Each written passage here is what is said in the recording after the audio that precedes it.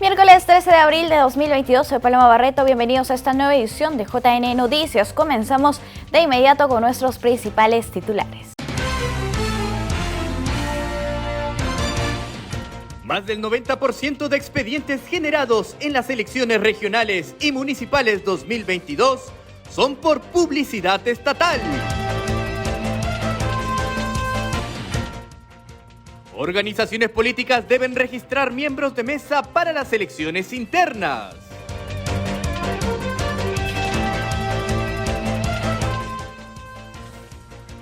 Plazo para postular al voluntariado por elecciones regionales y municipales 2022 vence hoy.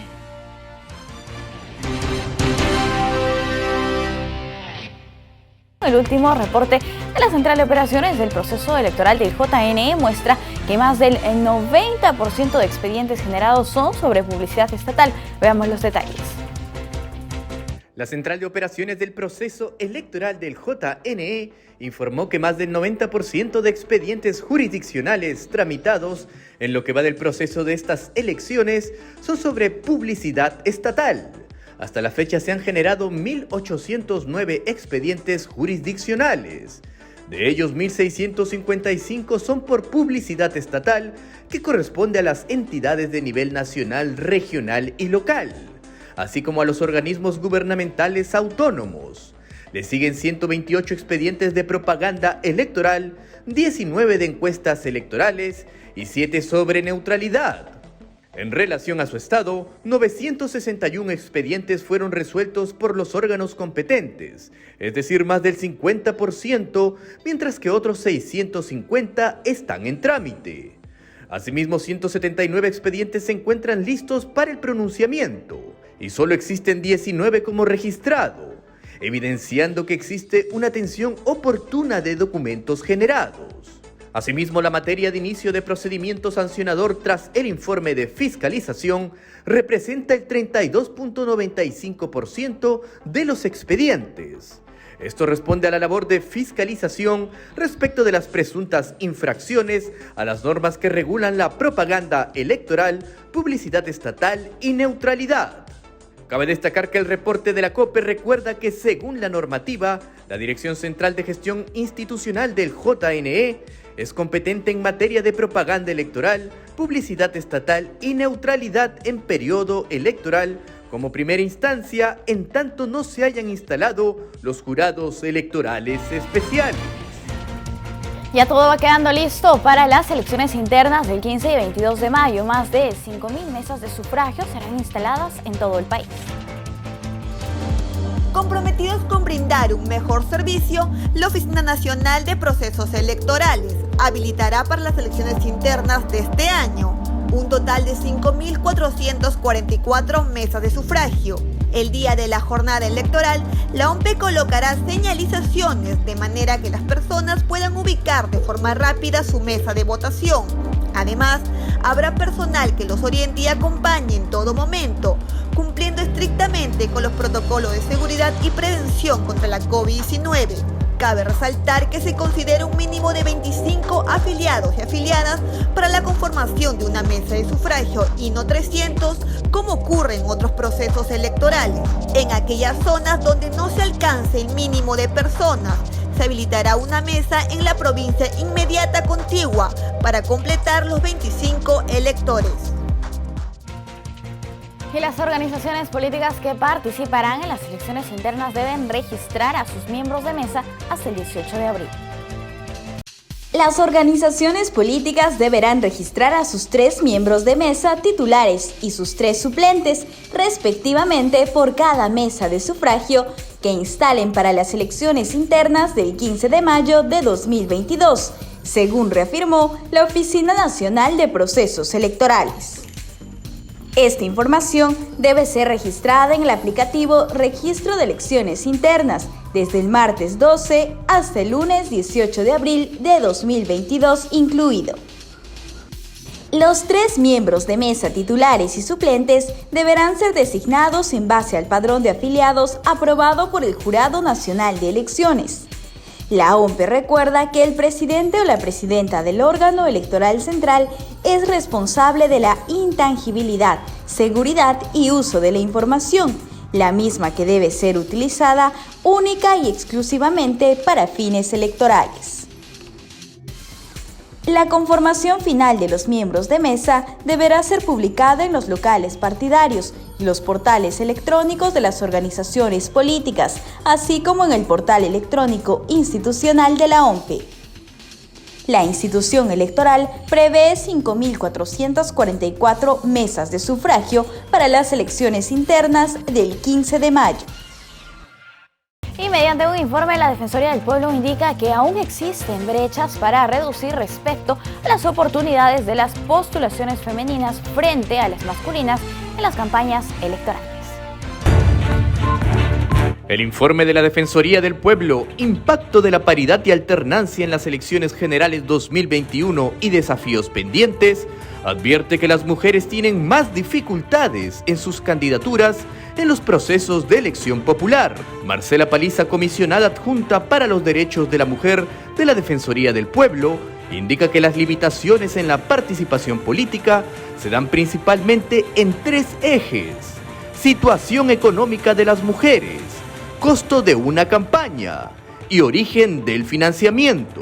Cuando piden a terceros, encontramos barreras relacionadas al estereotipo de género, porque todavía se sigue considerando que el espacio político es un espacio preeminentemente masculino, y eso hace que la mujer no sea una opción segura. Puede ser una mujer política muy capacitada, pero no es una opción segura. Es digamos, haciendo una analogía, no es apostar a caballo ganador en ese sentido. Entonces, eso también se basa en estereotipos de género, porque no se la considera como alguien que pueda de verdad lograr un lugar.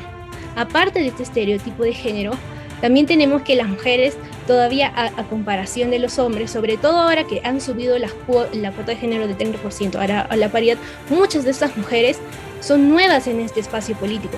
Entonces no tienen las mismas redes de apoyo, ya sea privadas o empresariales, para pedir el financiamiento a sus candidaturas. Eso también ha sido una barrera. Es necesario indicar que las mujeres, al buscar apoyo económico de terceros, estos no las consideran opciones seguras, por lo que no deciden invertir en sus candidaturas.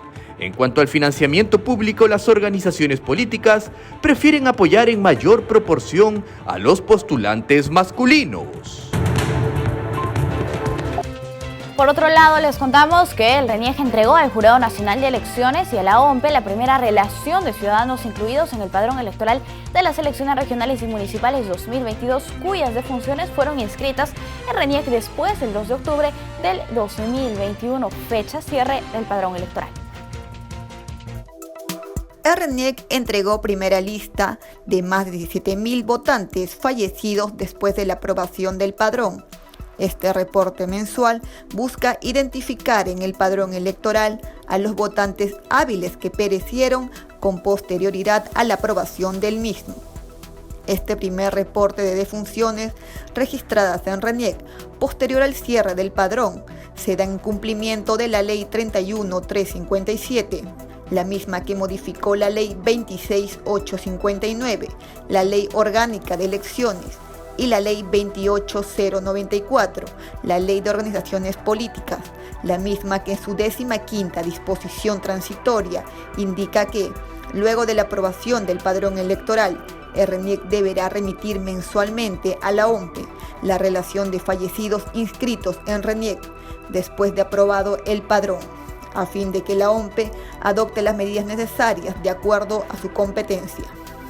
Asimismo, esta iniciativa tiene por finalidad contar con información adecuada, veraz y fidedigna al 2 de octubre del 2022, día de las elecciones regionales y municipales, a fin de dotar a la OMPE y a los miembros de mesa con información actualizada que facilite su función el día de los comicios. El Jurado Nacional de Elecciones amplía el plazo para la participación del voluntariado, el cual se implementará en el marco de las elecciones regionales y municipales 2022. Veamos la nota. Con miras a las elecciones subnacionales del próximo 2 de octubre, el Jurado Nacional de Elecciones alista el programa de voluntariado juvenil en Lima Metropolitana y 11 regiones, donde cuenta con oficinas desconcentradas. El responsable de dicho programa, Carlo André Cayacná, indica que hasta hoy los interesados podrán inscribirse. Es por eso que invitamos a todos los jóvenes entre 18 y 29 años a sumarse a este espacio organizado que tiene el Jurado Nacional de Elecciones y que busca promover la participación política y social de la juventud peruana. En este caso, nuestras actividades van a estar enmarcadas en las elecciones regionales y municipales 2022, sobre todo promoviendo un voto informado a través de conocer las hojas de los candidatos, las candidatas y los planes de gobierno de las organizaciones políticas, así como otras actividades que buscan promover la educación cívica ciudadana. Cayacná destacó la importancia de este espacio de formación ciudadana y promoción de valores y prácticas cívicas.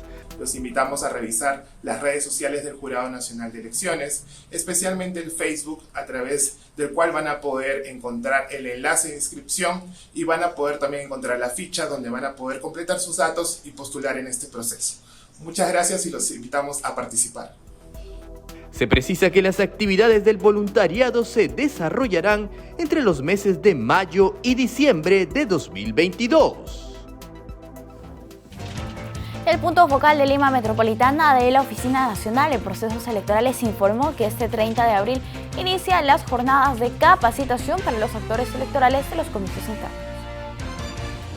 La Oficina Nacional de Procesos Electorales continúa con las acciones previas a los comicios internos. El punto focal Lima Metropolitana recibió el material electoral de capacitación que se utilizarán en las jornadas dirigidas a los actores electorales de las internas de mayo. El gestor del punto focal de Lima Metropolitana, Marco Antonio Vilela, detalló las fechas de las capacitaciones. Ahora viene el día 18 que deben entregar ellos la relación de su miembro de mesa para poder capacitarlos oportunamente, ¿no? Y eso estamos capacitando de igual manera el día 30 y el 30 de abril y el 7 de mayo va a haber jornada de capacitación para ellos, ¿no? Asimismo, destacó la labor que realiza la OMPE con miras a la democracia interna. En estas elecciones internas estamos trabajando intensamente y de manera coordinada con todos los partidos políticos a nivel nacional y de Lima particularmente. Van a participar 15 partidos políticos al momento que está en línea de carrera, recordando que hay 4 partidos políticos que todavía están en proceso de inscripción, que lo está evaluando todavía el Jurado Nacional de Elecciones. Y estos partidos venimos de una manera coordinada y continua, realizando reuniones, inclusive de manera presencial o de manera virtual, para despejar cualquier duda que ellos tengan, ¿no? Dicho material electoral será puesto a disposición a los 43 distritos que conforman la circunscripción de Lima Metropolitana y que orientarán a los participantes de las organizaciones políticas que ejercerán como miembros de mesa y electores. Desde ayer, martes 12 de abril, se encuentra habilitada la plataforma electoral IJNE, a través de la cual cualquier ciudadano puede revisar de manera rápida y sencilla más de 13.000 listas de postulantes. Se habilitó la plataforma electoral del Jurado Nacional de Elecciones con el fin de brindar a la ciudadanía toda la información para las elecciones internas del 15 de mayo próximo. Esta plataforma electoral es una herramienta tecnológica, ¿no? Pero con una versión modernizada, ¿no? Para ofrecer una búsqueda más eficiente, una interfase más amigable, más intuitiva, ¿no? Y todo ello con aras a la transparencia ante las organizaciones políticas y los ciudadanos, ¿no? El objetivo, es difundir las listas que han sido presentadas ante el JNE. Ahorita les voy a enseñar para poder ingresar a lo que son las listas de las elecciones internas. Nos posicionamos en el menú de elecciones internas. En la parte de listas regionales, por ejemplo, nosotros podemos observar cuáles son las listas regionales que se han presentado. Lo vemos por departamento, si tiene accesitarios o no. Tenemos cuántos hombres están participando en la lista, cuántas mujeres, la cantidad total de candidatos, y también podemos ver el detalle de los candidatos, ¿no? Aquí podemos ver, por ejemplo, que es un tipo de elección regional, en este caso, que es lo que yo estoy buscando. Podemos ver quiénes son los que integran la fórmula, los consejeros regionales, titulares obligatorios, si es nativo, no es nativo, su edad, la provincia a la que pertenecen, podemos ver los consejeros regionales accesitarios obligatorios, también podemos ver, por ejemplo, si ha presentado accesitarios para eventual reemplazo o de repente no ha presentado en su lista, ¿no? Eso, por ejemplo, para lo que son las elecciones internas en cuanto a lo que son listas regionales. Este servicio permite actualmente a las organizaciones políticas y ciudadanía en general conocer información sobre las inscripciones de listas de candidatos a las elecciones internas y las hojas de vida de cada uno de los postulantes. En los que son listas provinciales tenemos la misma dinámica, podemos elegir un departamento, una provincia, una organización política también, y el sistema nos va a mostrar cuáles son, por ejemplo, las organizaciones políticas que han presentado sus listas internas, y también podemos ver una información básica del candidato, ¿no?, que está integrando esta lista, ¿no? Por ejemplo, acá tenemos el candidato a alcalde, los candidatos a regidores, bueno, y si ha presentado o no sus candidatos accesitarios de eventual reemplazo. Y lo mismo para lo que son las listas municipales distritales, ahí tenemos para elegir desde el departamento, la provincia, el distrito, por ejemplo, y una organización política. En este caso podemos elegir cualquiera de ellas y podemos también acceder al detalle de sus candidatos y podemos ver la fórmula, quiénes son sus candidatos a regidores. Por ejemplo, aquí sí presentaron candidatos accesitarios para eventual reemplazo, ¿no? Entonces tenemos eso en aras, como te comenté, de la transparencia, ¿no?, para que se muestre la información que han registrado las organizaciones políticas de sus listas para sus elecciones internas. Este importante servicio del JNE se encuentra en la página de inicio del portal institucional www.jne.gov.pe y cuenta además con enlaces directos a otras herramientas informáticas del JNE, como Voto Informado, Infogov y Registro de Organizaciones Políticas.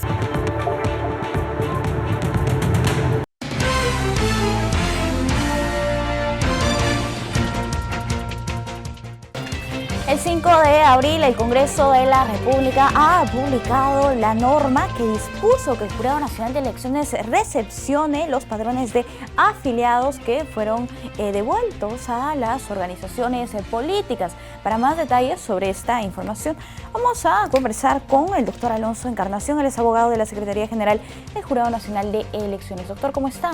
Muy buenos días. Muy buenos días, gracias por la invitación. A usted las gracias por acompañarnos, doctor. Tras la publicación de esta norma, la 31437, ¿qué es lo que dispone el Jurado Nacional de Elecciones? Sí, al día siguiente de la publicación de esta ley, el Pleno del Jurado Nacional de Elecciones emite la resolución 368-2022 del 6 de abril de 2022, publicada en el Diario Oficial del Peruano el mismo día.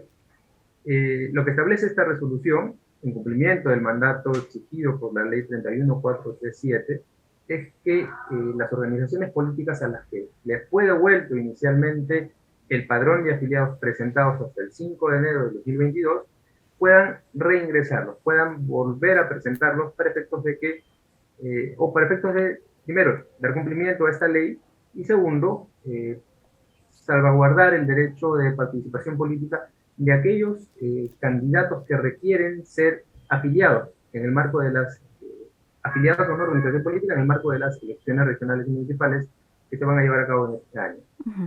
Eso también generó, doctor, la ampliación del plazo de inscripción de candidaturas para las elecciones internas. No propiamente el plazo para publicar la convocatoria de elecciones internas, sino lo que se amplía es el plazo para que se remita a la OMPE el padrón de electores afiliados de cada organización política. Ajá, listo. Doctor, ¿cómo se realizó la recepción de estos padrones adicionales? Bueno, lo que establecía esta resolución, la 388-2022, es que se le confiere el plazo de un día hábil a estas organizaciones políticas posterior a la publicación de esta resolución, para efectos de que reingresen los padrones que le han sido devueltos por la Dirección Nacional del Registro de Organizaciones Políticas. ¿Por qué les fueron devueltos? Porque en base a la resolución 907-2021, publicada el 26 de noviembre del año pasado, era un requisito para la presentación de padrones de afiliados que estos sean presentados en un solo momento, en un solo acto. Varias organizaciones políticas hasta el 5 de enero presentaron diferentes tipos de padrones complementarios, incumpliendo con este requisito establecido por el artículo 4 de la resolución 907. El ROP advierte este incumplimiento y los devolvió a cada una de las organizaciones políticas. Lo que establece esta resolución 388 en cumplimiento de la ley 31437 es precisamente que esos padrones devueltos por el ROP sean reingresados en un día hábil. Y eso es lo que se ha cumplido, ¿no? Se ha dado cumplimiento a ese mandato del Pleno del Jurado Nacional de Elecciones. También se ha previsto la recepción de estos padrones en las oficinas desconcentradas del Jurado Nacional de Elecciones. Así es, de un total de 39 organizaciones políticas a las que les fue devuelto su padrón por la DNROP, un total de 32 organizaciones políticas han presentado a nivel nacional sus padrones complementarios, que reitero, les habrían sido devueltos por la DNROP posteriormente al 5 de enero de 2022. Entiende que aquellas organizaciones políticas a las que no les fue devuelto el padrón no estaban habilitadas para volver a presentar estos padrones, y además tampoco están habilitadas para presentar nuevos padrones a aquellas organizaciones políticas que no los presentaron hasta el 5 de enero. En alguno de estos casos está, por ejemplo, el Partido Morado, cuyo padrón no fue devuelto por la DNROP y por ende no está bajo el supuesto del cumplimiento de la resolución 388-2022. En el caso específico de este partido, ¿no se presentó a tiempo, en todo caso, en la primera oportunidad? Entiendo que sí, tengo conocimiento que no cumple con este requisito establecido por el 388. 388, el requisito principal es, si el ROP te devolvió padrones presentados hasta el 5 de enero, vuélvenos a presentar. Es la regla general. Regla general que no ha cumplido el Partido Morado en tiempo. Otra de las reglas que ha precisado el Jurado Nacional de Elecciones a través de el comunicado y el reglamento correspondiente es sobre el contenido de las respectivas fichas de afiliados, que no habría la posibilidad de otorgar subsanaciones. ¿A qué se refiere con subsanaciones, doctor? Lo que pasa es que los hitos con los que cuenta el cronograma electoral de elecciones internas y el de las elecciones ordinarias que se van a llevar a cabo este año, elecciones regionales y municipales, no puede ser incumplido.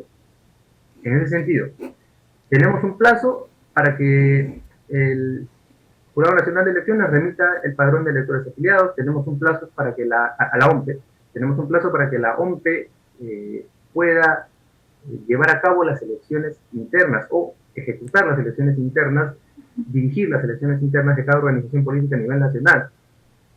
Entonces, si es que el encargado de dirigir estas elecciones internas es la OMPE tiene que encargarse, por ejemplo, de designar a los miembros de mesa de cada organización política, de designar cuáles son las instituciones a nivel nacional, por región, por distrito de repente, en las que se van a llevar a cabo las elecciones internas.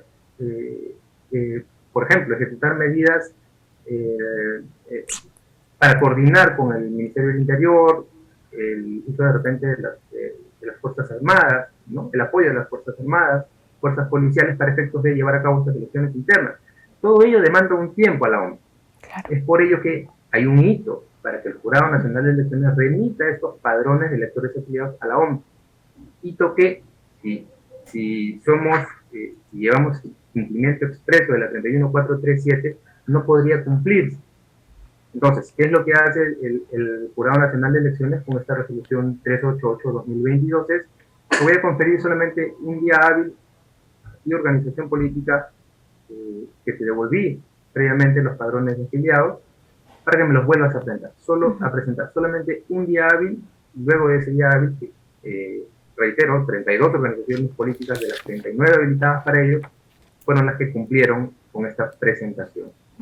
Además, en esta resolución se señala que estos padrones servirán únicamente para que las personas puedan participar como candidatos, más no como electores. ¿Por qué incluyen esta norma? Sí, precisamente, Si hubiéramos seguido el trámite regular que correspondía luego de la presentación hasta el 5 de enero de los padrones de afiliados, lo que correspondía es que estos padrones que fueron devueltos se remitan al Registro Nacional de Identificación y Estado Civil, el RENIEC. ¿Cuál es la labor que cumplía RENIEC? Es realizar una verificación automática y semiautomática de los padrones. Verificación automática que implica, primero la verificación automática implica una revisión de los datos consignados de cada uno de los afiliados que forman parte de un padrón que por cierto puede contener 3.000 o 5.000 afiliados. Entonces lo que hace RENIEC en esta verificación automática, verificar que los datos del afiliado concuerden con los datos del DNI, por ejemplo, que los apellidos estén bien escritos y que de esta manera no haya dualidad de identidades.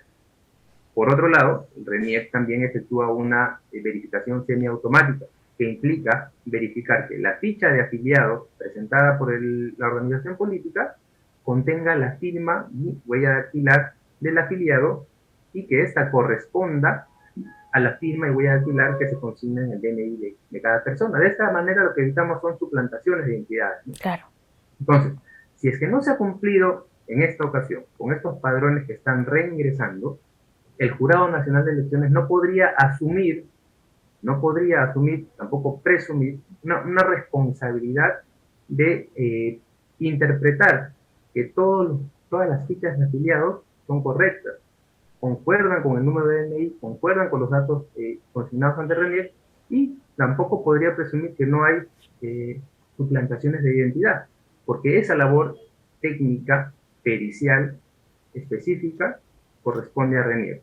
Entonces, nos estamos saltando la etapa de verificación técnica de RENIEC, por ello es que no podría asumir el Jurado Nacional de Elecciones esta responsabilidad de evadir o, digamos, saltar esta etapa de verificación de la RENIEC y presumir que no existen identidad o suplantación de identidades, por ejemplo, ¿no?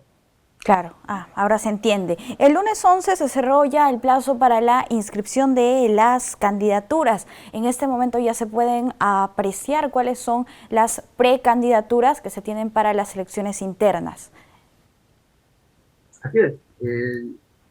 A través de esta resolución 388, entre otras cosas, lo que ha buscado el jurado es habilitar a los candidatos presentados en estos padrones de afiliados, habilitar a los afiliados para que puedan presentar sus candidaturas para aquellos cargos que requieran precisamente que los afiliados cuenten con un determinado número de años, ¿no? Y que además sean propiamente afiliados.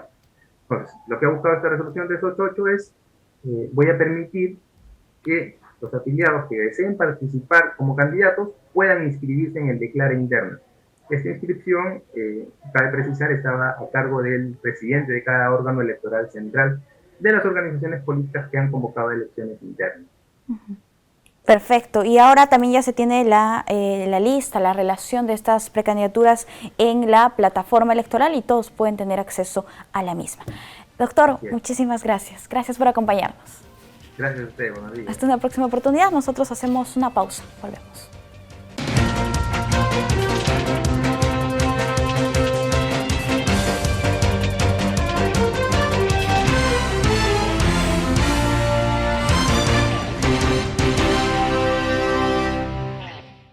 Seguimos en JN Noticias y tenemos información de último momento. Vamos a revisar las redes de la Oficina Nacional de Procesos Electorales. Ahí tenemos en Twitter, ha publicado que hoy 13 de abril iniciamos el proceso de impresión de la primera parte del acta padrón para el desarrollo de los comicios del 15 de mayo. Y tenemos ahí las imágenes precisamente de esta impresión correspondiente a las elecciones internas del año 2022.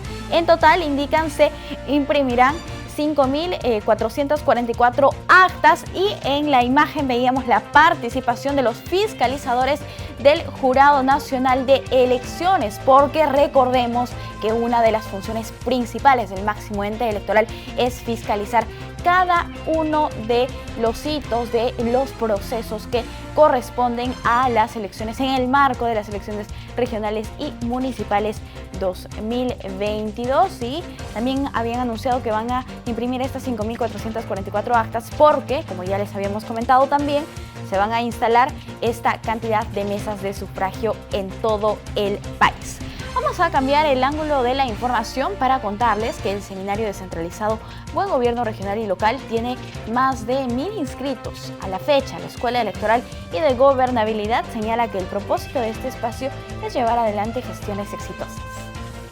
La Escuela Electoral y de Gobernabilidad del Jurado Nacional de Elecciones organiza el Seminario Descentralizado Buen Gobierno Regional y Local, en la cual ya están inscritos más de 1.000 participantes. Estamos con una gran cantidad de inscritos, ¿no? A día 11 tenemos ya más de 1.000 personas que se han inscrito de todo el Perú. Desde el martes 19, los participantes dialogarán e intercambiarán experiencias abordando temas de cómo evaluar el gobierno regional y local, experiencias de un buen gobierno, integridad y prevención de la corrupción y las relaciones entre gobiernos regionales y locales. Hemos estructurado este seminario en 4 jornadas, que son el martes 19 de abril, el jueves 21, el martes 26 y el jueves 28, siempre en el mes de abril, de 5 de la tarde a 7, considerando que en estos horarios ya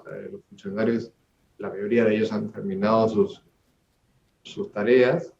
El público objetivo son autoridades y funcionarios municipales y regionales. También tenemos aspirantes a postular a estas elecciones regionales y municipales 2022. No nos hemos olvidado de los miembros de organizaciones políticas, tanto a nivel de partidos como de movimientos, y dirigentes sociales, comunales y vecinales. Como lo indica el director de la Escuela Electoral y de Gobernabilidad, el propósito es llevar adelante gestiones exitosas a nivel nacional. Queremos propiciar un diálogo en torno a estrategias, experiencias concretas y normas que hacen posible gestiones regionales, municipales, provinciales, locales, exitosas y transparentes.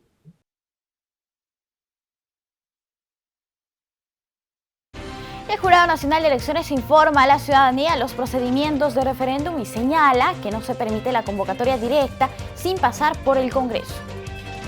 La convocatoria a referéndum para aprobar una reforma constitucional no puede realizarse directamente. Esto según la Ley de Derechos de Participación y Control Ciudadanos. El especialista en Derecho Electoral, José Naupari, sostuvo que este llamado tiene que ser previamente aprobado por el Congreso con una mayoría absoluta del número legal de sus miembros, como lo indica la Constitución Política y la última modificación. Aquellas referéndums que sean consecuencia de la tramitación de un procedimiento de reforma constitucional tienen que ser convocados evidentemente por el Poder Ejecutivo y la única forma que pueda llevarse a cabo un referéndum para una reforma constitucional es mediante el procedimiento previsto en el artículo 206 de la Constitución, no así mediante una iniciativa ciudadana de referéndum. No cabe, dice el Jurado Nacional de Elecciones en cierta medida en su nota de prensa de la semana pasada, no cabe referéndum directo. La ley aprobada también modificó el artículo 44 de dicha ley,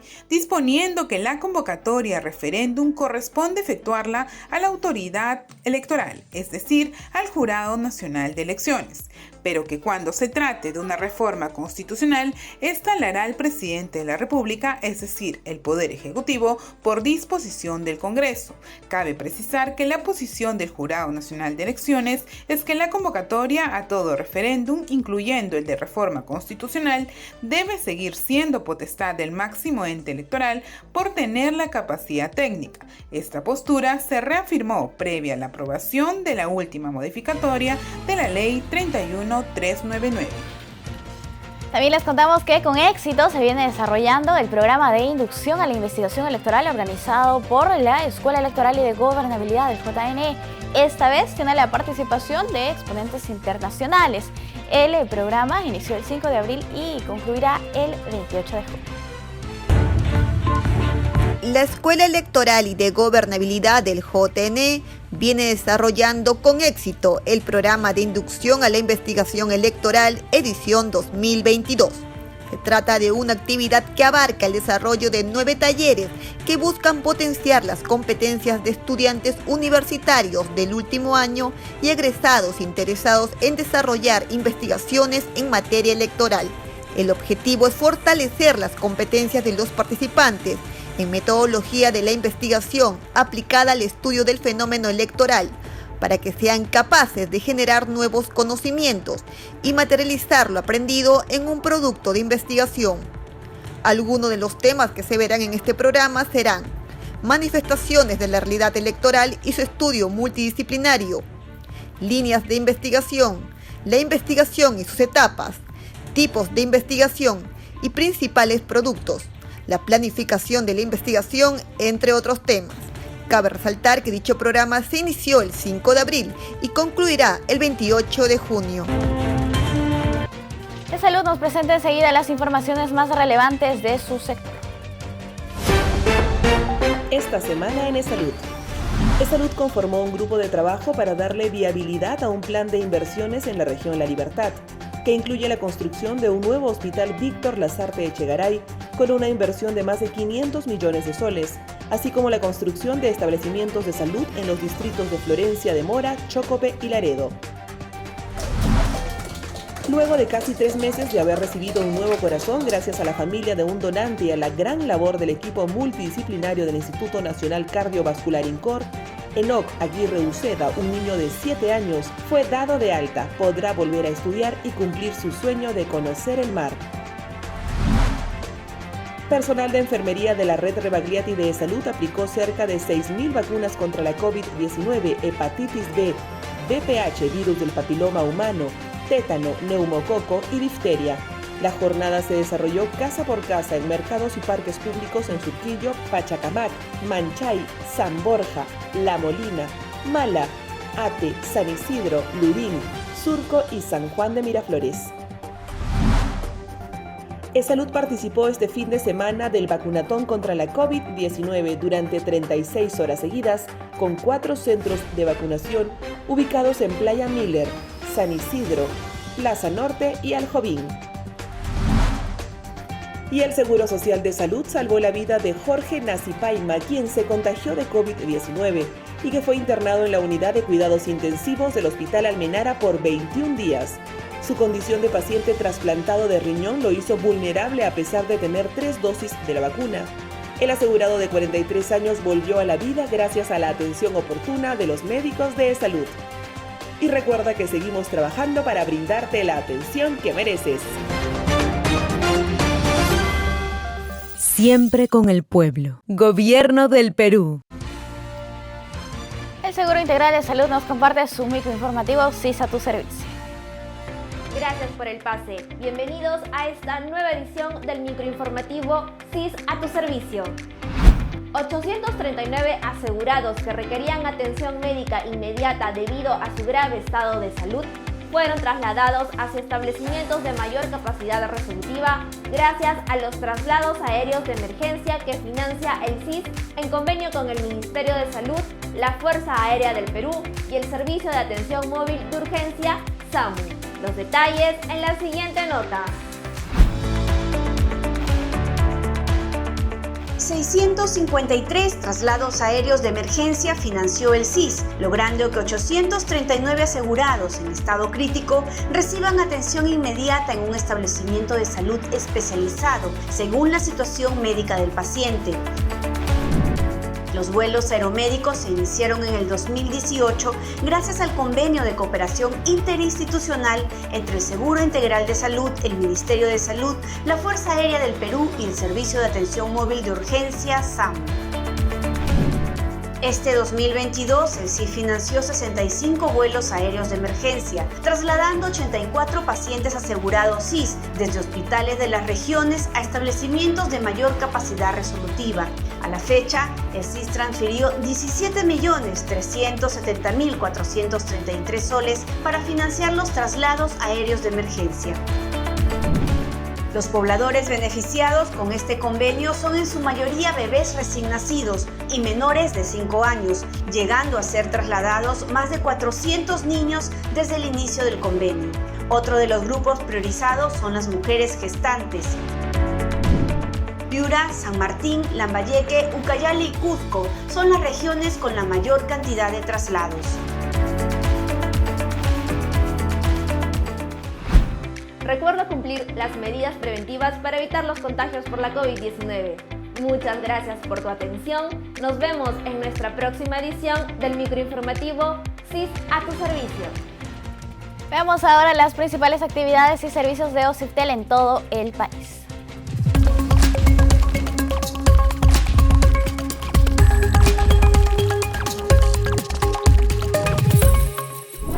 Bienvenidos a otra emisión de Más Conectados con OCIPTEL, el micronoticiero del ente regulador. Y empecemos más conectados con los últimos datos que acaba de lanzar el OCIPTEL sobre la portabilidad en marzo. Según la herramienta Punku, más de 500.000 líneas móviles cambiaron de operadora en este mes que acaba de terminar. Con esto supera en 11.7% lo que se alcanzó en febrero. Este crecimiento, según Punku, se debió al aumento sobre todo en las líneas postpago, representando el 65.1% del total de líneas que cambiaron de operadora. Las empresas Entel y Claro obtuvieron resultados positivos con esta dinámica de la portabilidad, mientras que Guinea Mobile, Flash, Vitel y Movistar obtuvieron un saldo negativo, es decir, perdieron líneas. Y ahora nos vamos hasta Ancash, donde la oficina regional del OCIPTEL atendió 116 casos de usuarios que presentaron denuncias en contra de las empresas operadoras por incumplimiento de resolución. Las denuncias que se dieron en el 2021 están relacionadas a controversias por facturación irregular, cobro, calidad del servicio, entre otros. La empresa Telefónica registró 77 denuncias, seguida de Entel con 20, América Móvil con 13 y Viettel Perú con 6 denuncias de sus clientes. Y atención usuarios de Yurimaguas, que el OCIPTEL inició sus actividades presenciales en esta hermosa ciudad de Loreto. Este nuevo centro de orientación, implementado gracias a un convenio con el GORE, atenderá a usuarios de los 6 distritos de la provincia de Alto Amazonas. En él se desarrollarán orientaciones, capacitaciones y, sobre todo, esta oficina tiene la finalidad de empoderar a los usuarios en sus derechos y deberes sobre los servicios de telecomunicaciones. Para quienes deseen acudir al nuevo centro de orientación en Yurimaguas, la dirección y números aparecen en pantalla. Bueno amigos, esto ha sido todo por esta semana. Muchas gracias por acompañarnos en Más Conectados con OCIPTEL. No lo olvides, un usuario chancón es un usuario con poder. Nos vemos. En JN Noticias tenemos nuestro bloque internacional.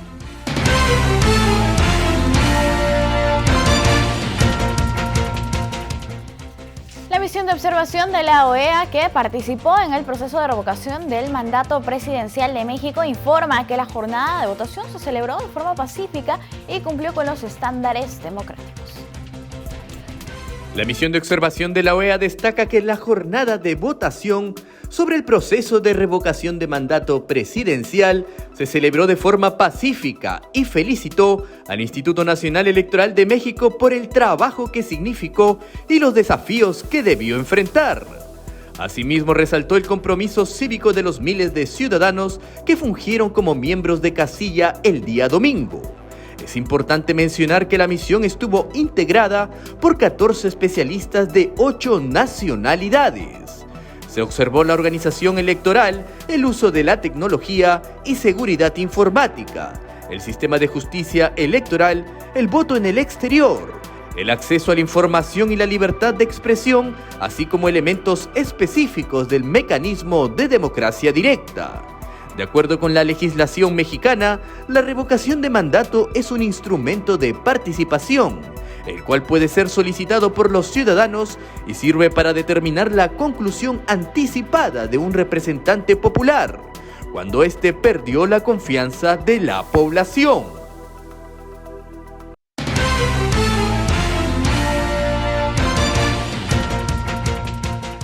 El pasado domingo en México se ha celebrado la consulta de revocación de mandato presidencial. Este proceso, como muchos otros en el mundo, tuvo la participación de observadores internacionales. Sin embargo, en este país se denomina visitantes. Hoy vamos a conversar con Fernando Tuesta Soldevilla. Él es el jefe de la misión de visitantes extranjeros de la OEA, precisamente para este proceso electoral que se ha celebrado el día domingo. Señor Tuesta, ¿cómo está? Muy buenos días, bienvenido. Buenos días, Paloma. Gracias por la invitación. No, usted las gracias por acompañarnos. Señor Tuesta, explíquenos, por favor, cómo han observado ustedes este proceso. Es un proceso muy particular. ¿Por qué digo esto? Porque son muy pocos los países que tienen la revocatoria del mandato presidencial. Tan solo lo tienen Venezuela, Bolivia, Ecuador, los cuales se han aplicado procesos de esta naturaleza, Venezuela y Bolivia, al que se ha unido en esta oportunidad México, que lo incluye en su constitución. Vale decir que son los 4 únicos países en el mundo. Me refiero de la revocatoria del mandato presidencial. En el resto de países, no todos, como en nuestro país, lo que se tiene son revocatorias de autoridades subnacionales. Hago esta introducción porque permite entender entonces que estamos delante de un evento singular, un evento que le llaman excepcional. Pero va a ser excepcional por otras características también. Entonces, en el 2019, se incorpora a la Constitución entonces la revocatoria del mandato presidencial. Estando en la presidencia, el presidente Andrés López Obrador, desde el 2018, que además lo propuso como una bandera de la campaña, y así se cumplió incorporándolo a la Carta Magna de México.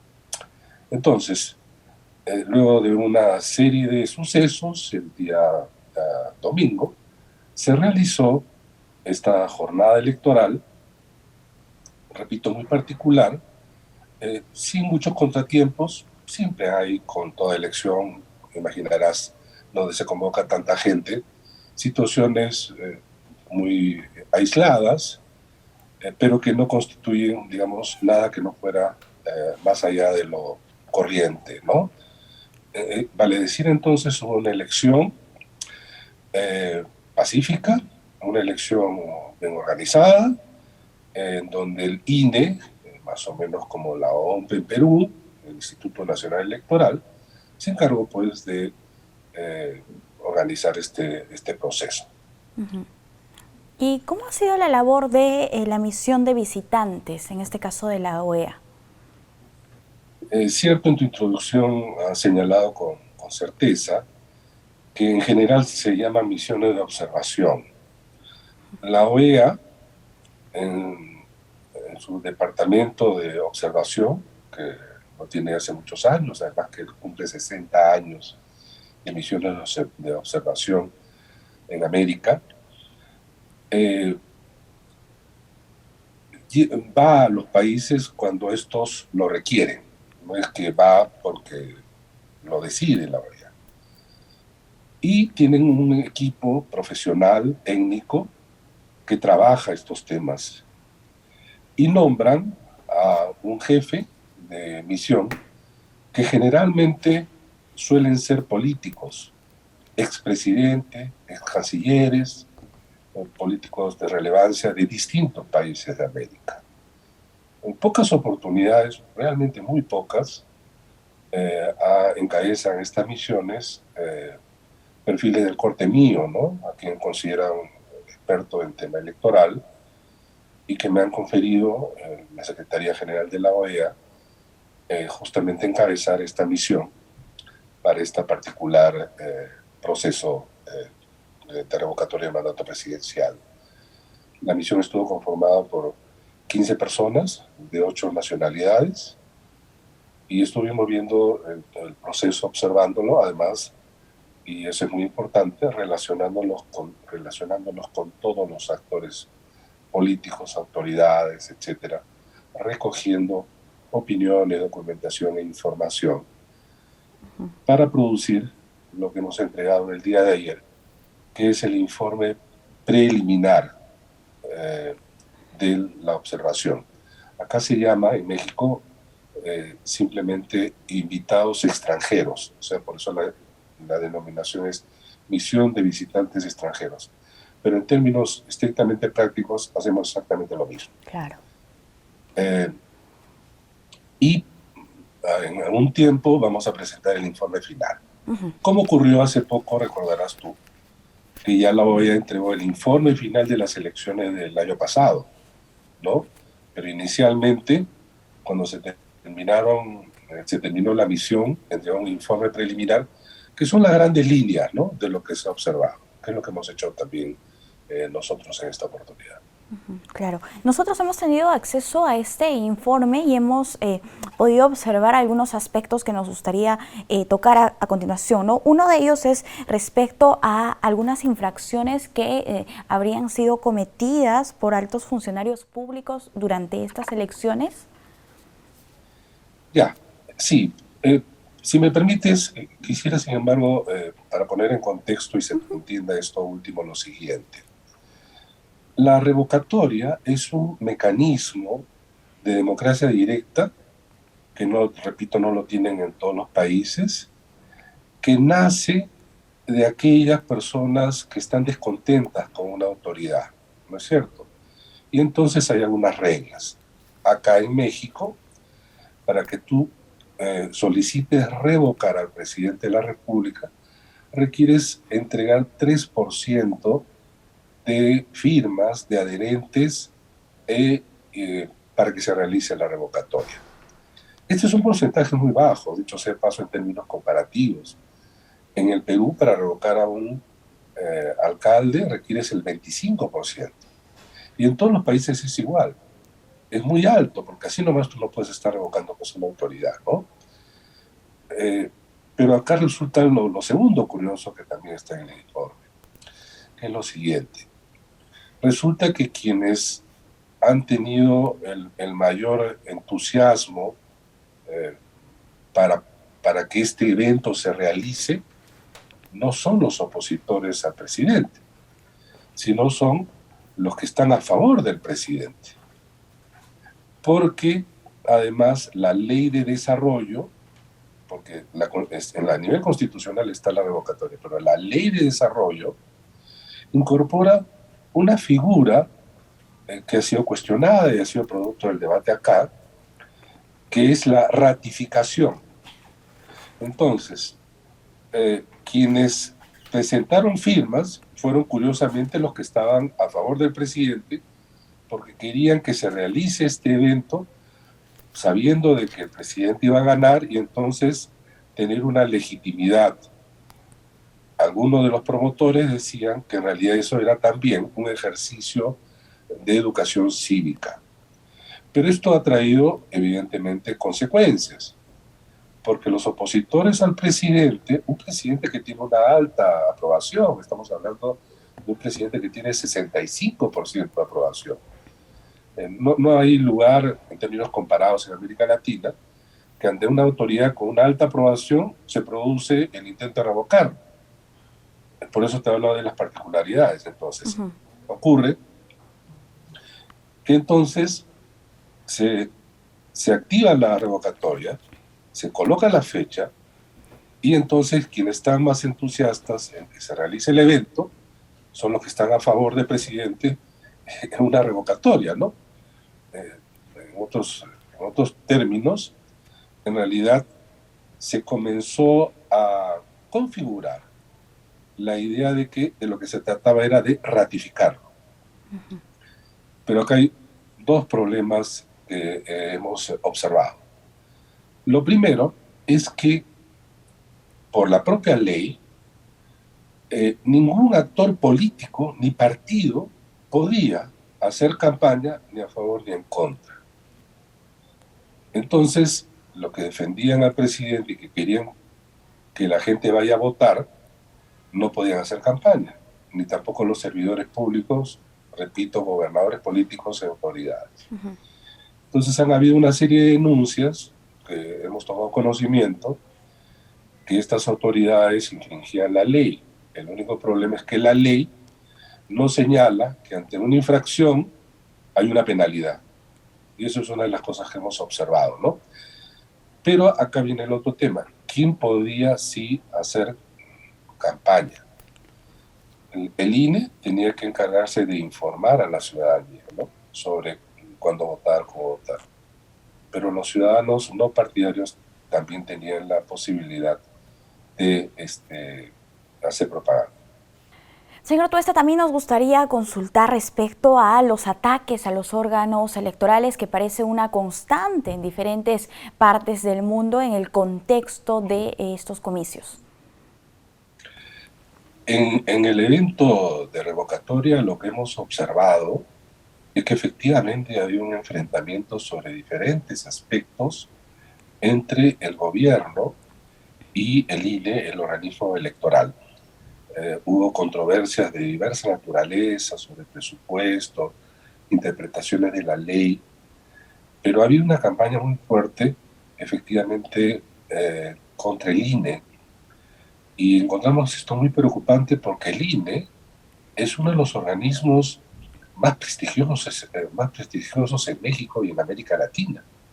Ha sido un baluarte institucional en la transición democrática de México y que consolida efectivamente la democracia. Ha habido incluso propuestas que una vez terminado este proceso se reforme el INE, y no de la mejor manera, ¿no? Nosotros hemos invocado a que esto se tome con tranquilidad, porque estamos delante de una institución pilar de la democracia mexicana y latinoamericana. Ciertamente es preocupante. Como preocupante es que efectivamente en América Latina, en diversos países, han habido un ataque constante a los organismos electorales, ¿no? Descalificar al árbitro, tratar de desconocerlo, deslegitimarlo, no es bueno en general para las elecciones, los procesos electorales, no es bueno en general para nuestros sistemas democráticos. Bien. Señor Tuesta, muchísimas gracias por brindarnos esta entrevista. Ha sido un gusto conversar con usted y que nos explique cómo funcionan las cosas en México. Hasta una próxima oportunidad. Nosotros hacemos una pausa. Volvemos.